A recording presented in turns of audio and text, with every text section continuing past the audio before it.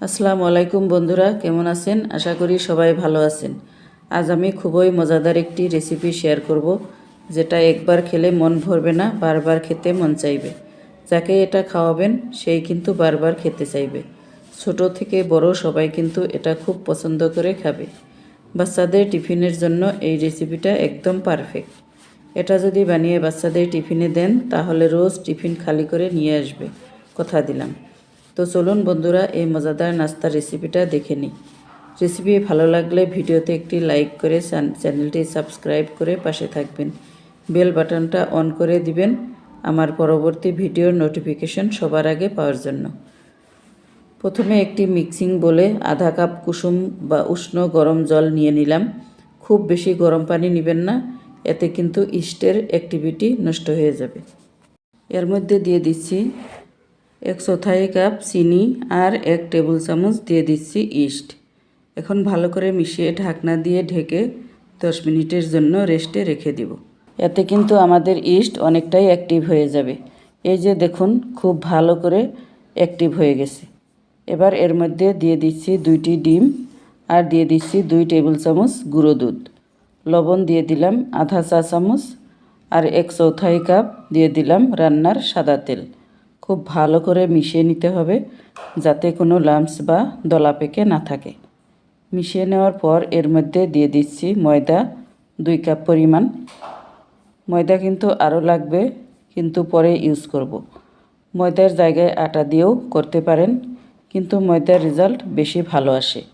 খুব ভালো করে মেশানো হয়ে গেলে দেখবেন এরকম আঠালো চিপচিপি ডো তৈরি হবে।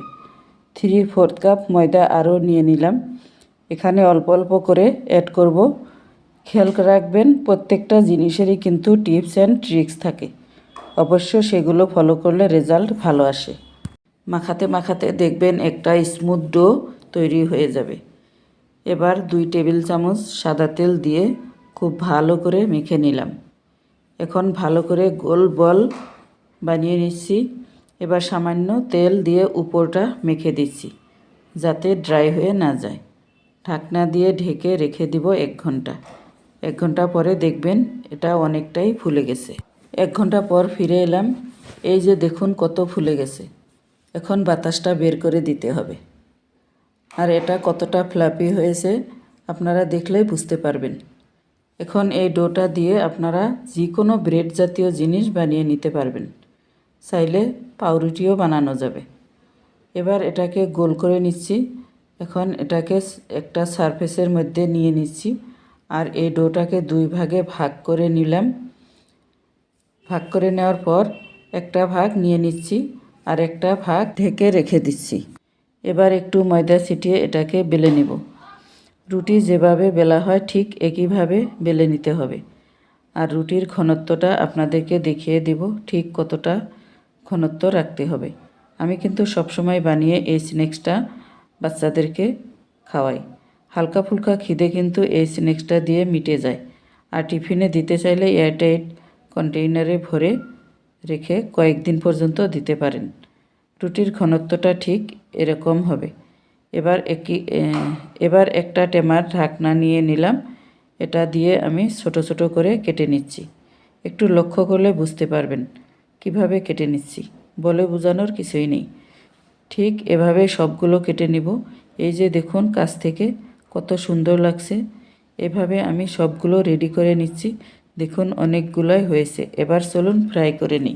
যেগুলো প্রথমে বানিয়েছি সেগুলো ফুলে ডবল হয়ে গেছে, আর আমি সেগুলো প্রথমে ভেজে নেব। একদম হালকা গরম তেলে এগুলো দিতে হবে। দেখতেই পাচ্ছেন তেল একদম হালকা গরম, বেশি কোনো অ্যাক্টিভিটি দেখা যাচ্ছে না। বেশি গরম তেলে ছাড়লে তাড়াতাড়ি কালার চলে আসবে, ভিতরে ভালো করে ফুলবে না আর কাঁচা থেকে যাবে। যখন উপরে ভেসে উঠবে তখন নেড়ে চেড়ে ভেজে নিতে হবে, গোল্ডেন ব্রাউন কালার না আসা পর্যন্ত। আপনি নিজের পছন্দ মতো কালারটা করে নেবেন। এই যে দেখুন মাশাআল্লাহ, এই কালারটা আমার খুব পছন্দের, তাই এখন আমি তেল ঝরিয়ে তুলে নেব। এই যে দেখুন একদম পারফেক্ট। এগুলো কিন্তু তেল থেকে তুলে নেওয়ার পর চুপসে যাবে না। যেমনটা দেখতেছেন ঠিক এমনটাই থাকবে। হুবহু রেসিপি ফলো করবেন, তাহলে পারফেক্ট হবে। এভাবে সবগুলো ভেজে নিয়েছি। আপনারা চাইলে এখনই চার সাথে খেতে পারবেন। আমি একটু অন্য প্রসেসে সার্ভ করব। তার জন্য নিয়ে নিচ্ছি 1/4 কাপ গুঁড়ো করা চিনি আর 2 টেবিল চামচ গুঁড়ো দুধ। এখন ভালো করে মিশিয়ে নিব। মেশানো হয়ে গেলে এগুলো দিয়ে কোট করে নিব। এভাবে খেতে যে কত ভালো লাগে, না খেলে বিশ্বাসই করবেন না। বিশ্বাস না হলে একবার হলেও এভাবে তৈরি করবেন। আর বাচ্চাদের টিফিনে দিলে তো প্রত্যেকবার টিফিন খালি নিয়ে আসবে। ভিডিও ভালো লেগে থাকলে কমেন্ট করে অবশ্য জানাবেন। লাইক আর চ্যানেলটি সাবস্ক্রাইব করে পাশে থাকবেন। ভালো থাকুন, সুস্থ থাকুন। আল্লাহ হাফিজ।